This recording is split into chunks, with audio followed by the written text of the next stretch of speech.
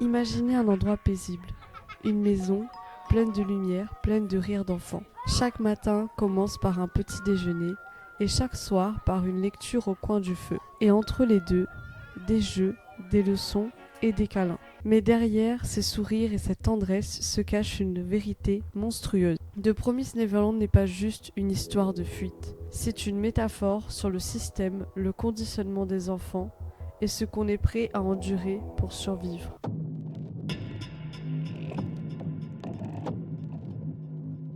Bonjour à tous et bienvenue sur OG's Book Club, le podcast. Cette semaine, on se retrouve pour parler de la saga de Promised Neverland. C'est un manga qui est en plusieurs tomes. Je n'ai absolument pas terminé la saga pour l'instant. Je suis au tome 16. Mais on a quand même déjà l'histoire qui est dépeinte et qui est installée. Et c'est pour cette raison que je fais cet épisode aujourd'hui. Si vous êtes nouveau sur cette chaîne, je m'appelle Audrey et voici mon podcast. Je parle de livres pendant 20 minutes tous les vendredis à 17h. Et donc je vous invite à bien sûr écouter les autres épisodes et puis c'est parti. D'abord on va commencer par la première partie de cet épisode et c'est pourquoi ce manga nous happe autant dans l'histoire.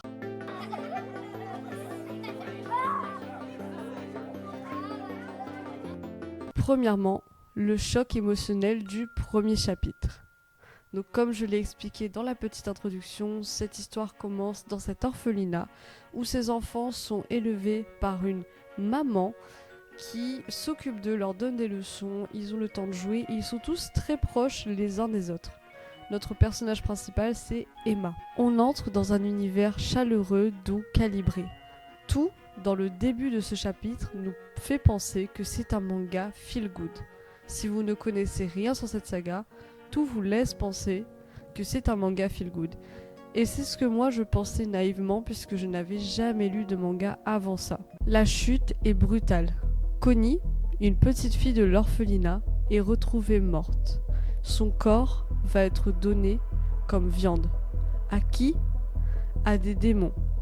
Puisque le but des orphelinats dans cet univers, c'est seulement d'élever des enfants pour qu'ils puissent être donnés en pâture à des démons. En tant que lecteur, on est comme les enfants, on se sent trahi.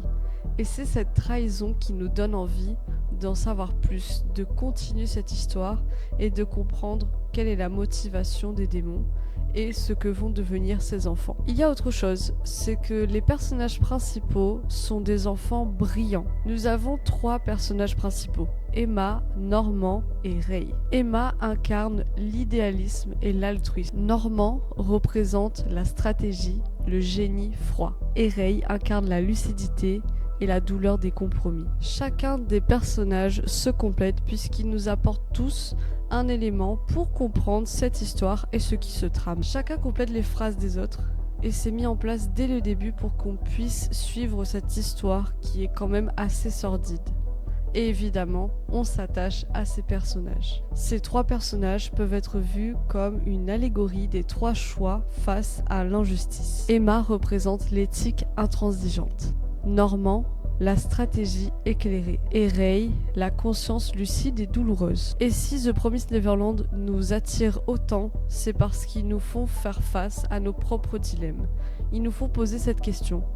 Et si j'étais dans cet univers, dans cet orphelinat, et que je savais que j'étais utilisée pour de la viande à démons, qu'est-ce que je ferais ?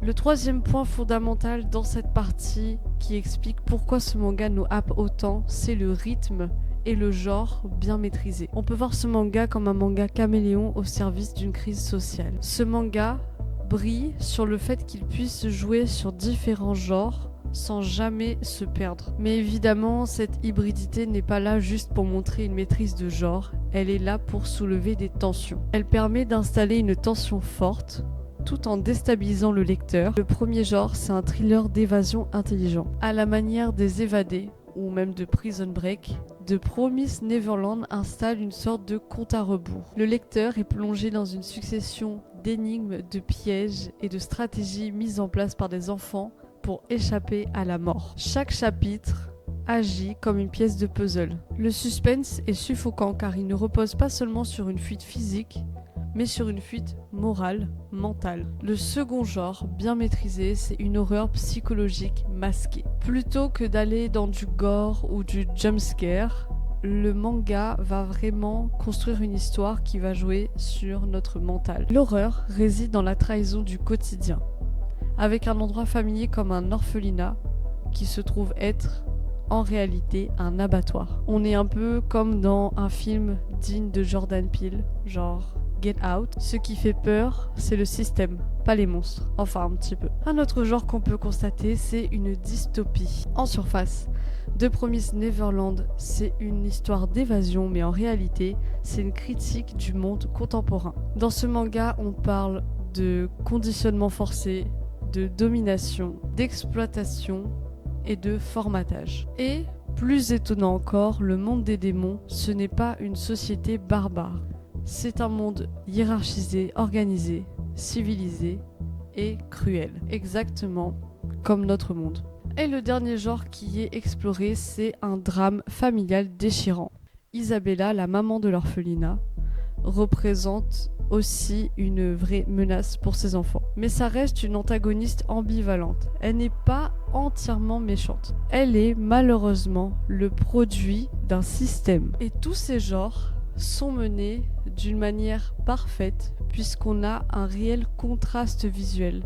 Les messages donnés sont assez bouleversants, glaçants et les dessins ont des traits doux. C'est ce décalage permanent entre la forme et le fond qui nous tient en haleine. Partie 2, un système glacial.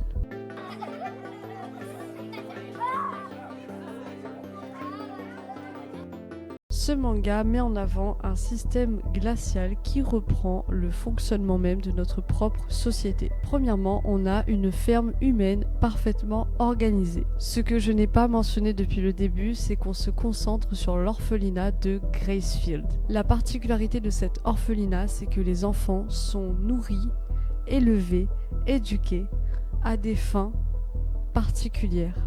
Ils vont devenir des mets de qualité. Parce que oui, plus un enfant est intelligent, plus son cerveau a du goût pour les démons. Dans le manga, on a des scènes entrecoupées où on voit la réalité de cet orphelinat qui est en fait un abattoir et on a des étiquettes qui sont collées lorsque les enfants meurent. Il y a un label et celui-ci c'est produit haut de gamme. Comment on en arrive à là ? Les enfants sont élevés dans cet orphelinat jusqu'à un certain âge et quand ils réussissent tous leurs tests et qu'ils s'en sortent bien, on leur dit qu'ils vont être emmenés auprès d'une famille d'accueil. La maman Isabella prend l'enfant et l'emmène jusqu'aux portes de l'orphelinat pour qu'il aille en famille d'accueil. Et c'est comme ça qu'on découvre en fait qu'il n'y a pas de famille d'accueil et qu'ils sont juste mangés. D'où le label produit haut de gamme. Et si notre système ne valorisez pas les individus pour ce qu'ils sont, mais pour ce qu'ils peuvent apporter. Le second point à faire dans cette partie, c'est l'industrialisation de la vie. Évidemment, on a un parallèle avec l'élevage industriel, le monde du travail, où plus les enfants performent bien et deviennent intelligents, et plus ils sont gardés dans le système. Et dernier point, la logique utilitariste. Produire un maximum avec un minimum de conscience. Donc je pense que je me fais bien comprendre, ce manga, ce n'est pas une critique gratuite, c'est une réelle mise en miroir. Le manga ne dit pas « voilà ce que nous pourrions devenir », mais « voilà ce que nous sommes sans le savoir ». Le dernier point de ce système, ce sont évidemment les adultes. Est-ce que les adultes ne seraient pas des bourreaux malgré eux ? On a beaucoup de tomes. Les 4 premiers sont un peu plus développés sur la maman, Isabella. On comprend qu'elle a quand même un attachement fort pour ses enfants et pourtant, elle les livre à la mort. Elle-même a été une enfant de l'orphelinat lorsqu'elle était plus jeune. Donc on voit que c'est un système qui se répète. Elle dit d'ailleurs « Je vous aime, mais je ne peux pas vous sauver ». Que faire quand on est coincé dans une structure injuste ? Se rebeller ou survivre en silence? C'est là toute la question que pose cette image des adultes dans ce manga. Et maintenant, on passe à la partie 3.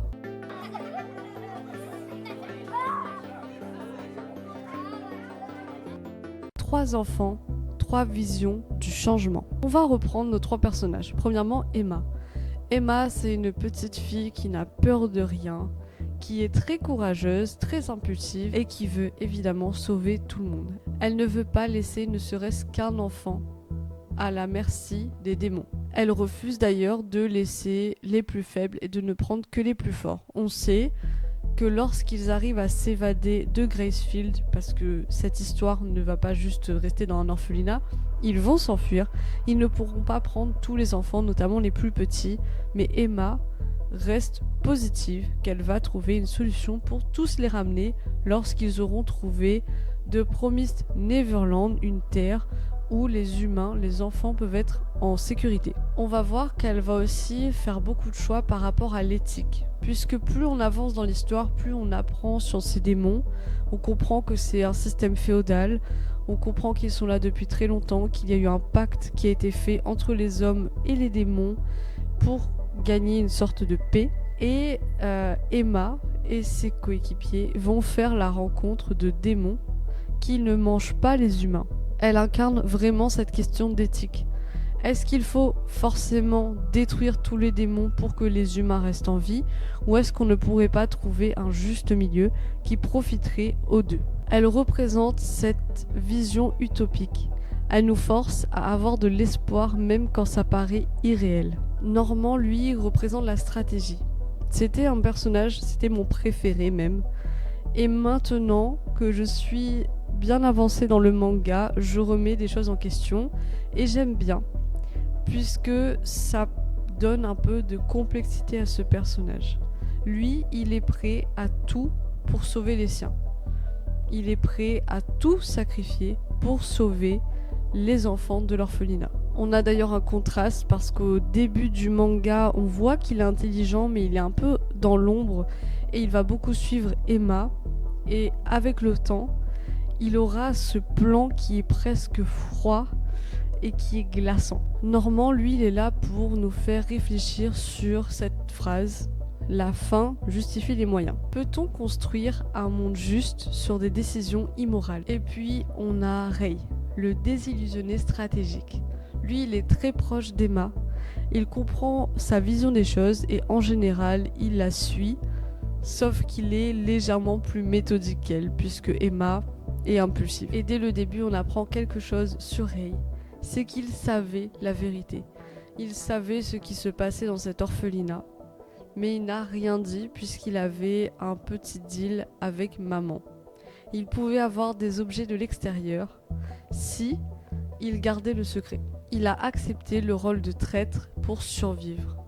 Lorsqu'on découvre que Rei a marchandé des objets de l'extérieur contre un secret pareil, on est forcé de le détester un peu. On ne comprend pas pourquoi, on le garde dans le groupe, comment il a pu faire ça. Et très vite, on réalise qu'il est bien plus intelligent que nous et moins dans l'émotion et qu'il avait un plan depuis le début. Il incarne un peu cette complicité passive. On se tait, on joue le jeu, mais on espère secrètement tout changer. Partie 4.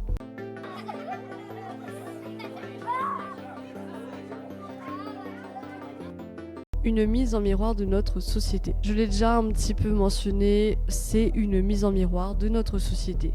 Premièrement, on a cette illusion du bonheur. Et ça pourrait faire un peu miroir avec notre société. Nous confondons des fois confort et liberté. Ensuite, les monstres ne sont pas ce que l'on croit. Certes, les démons mangent les humains, mais ils les mangent parce qu'ils ont faim.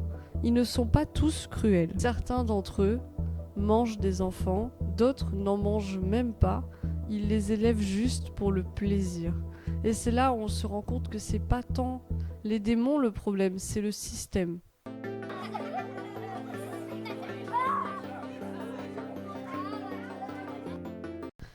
Et maintenant, la dernière partie, mon avis sur ce manga. Forcément, vous l'avez compris, j'aime beaucoup cette histoire. Elle n'est pas facile à lire tous les jours, c'est pas le manga que j'ai envie de prendre avant de dormir, mais en général, quand je lis un tome, j'enchaîne directement parce qu'on a envie de savoir après, qu'on est dans cette lancée, et il m'a fait énormément réfléchir. Surtout les derniers tomes que j'ai lus, avec toute cette question de Est-ce qu'il faudrait faire la guerre contre les démons et tous les exterminer ? Est-ce qu'on pourrait pas trouver un compromis ? Est-ce qu'on pourrait pas réécrire certains textes qui ont été déjà mis en place pour pouvoir trouver une solution qui profite à tous ? J'ai énormément aimé cette histoire. On enchaîne d'action en action en action. Donc si vous cherchez un manga qui fait réfléchir, mais qui a aussi beaucoup d'action, qui a des personnages qui sont intéressants et attachants, et je vous jure que vous avez le choix, vu tous les enfants qu'il y a dans les orphelinats, il y en aura forcément un que vous allez aimer, eh bien ce manga est fait pour vous. Pour moi, ce manga, c'était vraiment plus qu'une simple histoire où on essaye de trouver cette terre promise, cette terre où on peut être libre. C'est une œuvre pour éveiller les consciences. En plus, elle parle à tous. Que vous soyez adulte, enfant ou adolescent, ce manga peut vous apprendre quelque chose, peut vous intéresser et vous faire réfléchir. Ce manga, il est intéressant puisqu'il pose des questions à la fois simples mais vertigineuses. À quoi suis-je prêt pour protéger les miens ? Est-ce que je suis complice d'un système injuste ? Est-ce que je veux changer les règles ou juste en profiter ? En conclusion, The Promised Neverland nous touche, nous choque et nous pousse à ouvrir les yeux. Est-ce que toi aussi tu as déjà lu cette histoire ? Si oui, qu'en as-tu pensé ? Qu'en penses-tu des parallèles avec notre monde ? Laisse-moi un commentaire sur Instagram, sur Spotify, sur YouTube et nous pouvons en discuter. On arrive donc à la fin de cet épisode. J'espère qu'il vous a plu. En tout cas, moi j'ai beaucoup apprécié enfin parler de cette saga puisque ça fait quelques temps que je le montre un peu sur Instagram. Même d'ailleurs dans mon dernier vlog où j'étais en train de lire des mangas pour me reposer. Et je n'ai pas terminé. À ce jour, je suis au tome 16, mais j'y suis presque. Et je pense que je ferai peut-être un petit retour lorsque j'aurai fini cette saga. Mais je vous jure que c'est un manga qui est très bien. Après, si vous voulez quelque chose de plus chill, je vous recommande Les Carnets de l'apothicaire. Mais si vous cherchez un manga qui vous challenge un petit peu, The Promised Neverland est fait pour vous. Je vous dis à très bientôt pour un nouvel épisode sur le podcast.